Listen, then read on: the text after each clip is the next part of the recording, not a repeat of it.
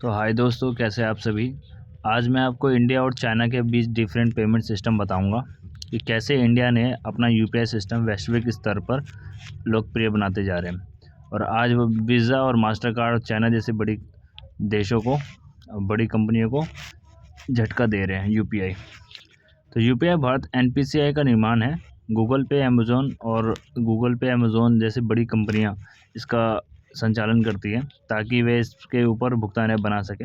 वास्तविक समय में तुरंत भुगतान, लोकतांत्रिक प्रक्रिया, अंतर संचालनीयता पर केंद्रित, भारी मात्रा में लेन देन, विशाल व्यापारी नेटवर्क, तेजी से अपनाना, कम लागत वाले भुगतान, सिंगापुर यूएई से जुड़कर वैश्विक स्तर पर विस्तार करना।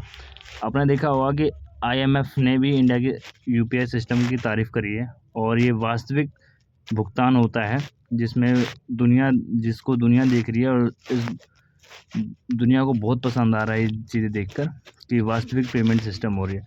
और जहाँ तक ये वास्तविक पेमेंट जो भारतीय लोग हैं, जो अप्रवासी लोग हैं, वो लोग ज़्यादा यूज़ कर रहे हैं, खासकर ट्रैवल टूरिज़्म के लिए।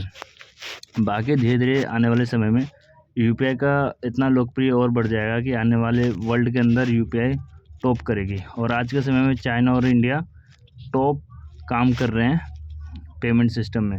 और सबसे ज़्यादा पेमेंट यानी ट्रांजैक्शन सालों के बीच में सबसे ज़्यादा इंडिया का हुआ है। और इस समय इंडिया सबसे टॉप पे चल रहा है पेमेंट के मामले में, ट्रांजैक्शन के मामले में। अब हम चाइना की बात कर लेते हैं। चाइना का क्या पेमेंट सिस्टम है। चाइना में देखो, अलीपे, वीचैट जैसी कंपनियां हैं, वहाँ पे भी ऐसे भुगतान होता है।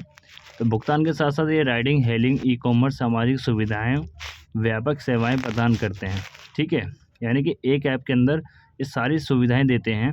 और इतने ई कॉमर्स भी देती है, साइड टू साइड हेलिंग भी आप देती हैं, और सामाजिक सुविधाएं भी देती है, जैसे आने जाने का। बहुत सारी सुविधाएं ऐसी होती है जो एक दैनिक जीवन में लोगों को चाहिए होता है। एक ही ऐप के भीतर सर्वव्यापी एकीकृत जीवन शैली होती है।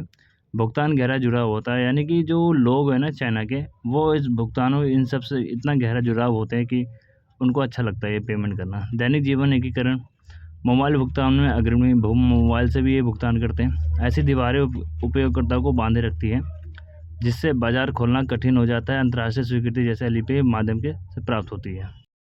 चाइना अपने स्थानीय लोगों को पकड़ के रखती है ताकि उनको ये पेमेंट सिस्टम पसंद आए और इतनी सारी सुविधाएं देती है। ठीक है, और इंडिया भी धीरे धीरे अपने हिसाब से बहुत सारी परिवर्तन कर रही है एक ही ऐप के माध्यम से।